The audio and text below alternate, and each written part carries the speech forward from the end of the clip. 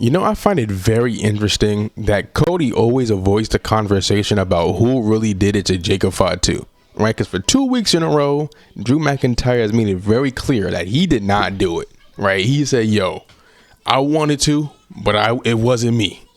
And every single time, Cody has been on go, on a hunted for no reason, very aggressive, and just straight up avoiding the conversation.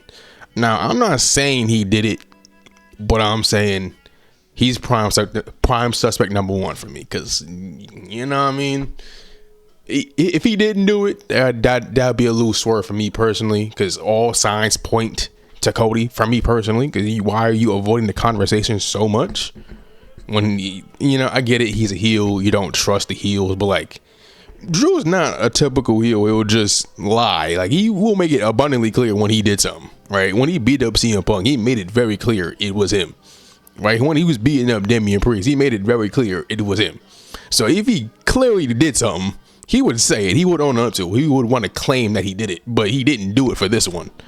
So, you know what I mean? He tried to point the finger at Jimmy, and Cody was like, nah. And then the same thing happened last week. I find that a little suspicious, but it is what it is. We're going to skip to the main event.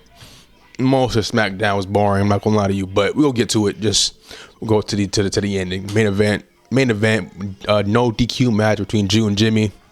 I enjoyed it. I really, really liked it. I really need to see Jimmy win some kind of singles title at some point. It doesn't have to be the world title. Just give him the US or Intercontinental Championship. Let him hold it for like a month or two, and I'll be satisfied. I don't need anything crazy. I don't need like a 500-day reign or anything. I don't need that. I don't need a world title win. I don't need that either. Just a short, simple, sweet US IC title. It don't matter. I just need something, because Big Jim, I need him to win some gold. I need it. He's been cooking for way too long to not win anything. You know what I mean? Have him win the US Open title. Have him win it for like a month and then lose it to, I don't know, Sammy or whoever you want to put it on, Dragunov, whoever. I don't really care. Have him hold it for a little bit. I won't complain. But the first match of the show was the MFTs versus Rey Fenix and Shinsuke. Look, I don't know if this is a hot take. You can call me uncultured, boring, whatever. JC Mateo's got to be the most boring wrestler in the entire roster. He's just so boring to me. I get it. Him on the indie scene was like really, really good and yada, yada, yada. I was interested when he first debuted. I was interested to see where this led to, right? What was it? Backlash, I think we debuted. I was interested. Another new Bloodline member. I was kind of over it, I think. Remember correctly, yes, I said another Bloodline member or something like that. But now I'm just like, yo, what is the point of him being here? They already have an enforcer with Tala Tonga.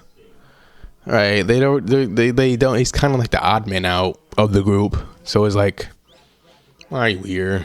But it is what it is. And then we had Kiana James versus Tiffany Stratton. It was okay, nothing crazy. It's nice to see Kiana James and Julia interacting with the main event scene, and that led to Jade Cargill coming out. Right, I thought, oh, we get some type of a tag match for Sunday's main event. I was wrong. Jade turned heel.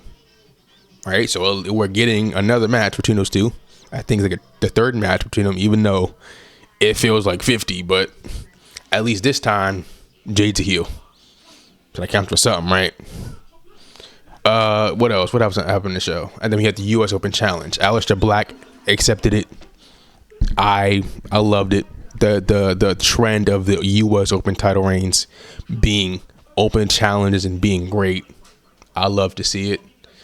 So hopefully it continues on, but it looks like we're getting another Aleister Black versus Damian Priest match, which kind of surprised me, but I'm not complaining. I enjoyed the feud. Hopefully they do something different and not just the same match over and over again. Maybe make it a tag match, a mixed tag or whatever, but I got no problem with it. And then we had the little backstage segments, DIY and Fraxium, and we had Charlotte and Alexa and Nia. We're getting Nia versus Alexa Bliss next week. That's going to be okay. Overall, SmackDown was kind of boring. I'm not going to lie to you. Like, outside of the Open Challenge and the Cody Drew storyline, I really do not care for much on SmackDown right now. There's this Mello and Miz feud is kind of dragging a little bit. Not gonna lie, kind of dragging it, but kind of need to start doing something. But other than that, it's like I said what I needed to say. I don't want to keep saying the same thing over and over again, repeating myself. It is what it is. Let me know your thoughts in the comments way down there. Like and subscribe, drink water. Click this video on screen. I think you'll like it. Without further ado, bye. Drink water.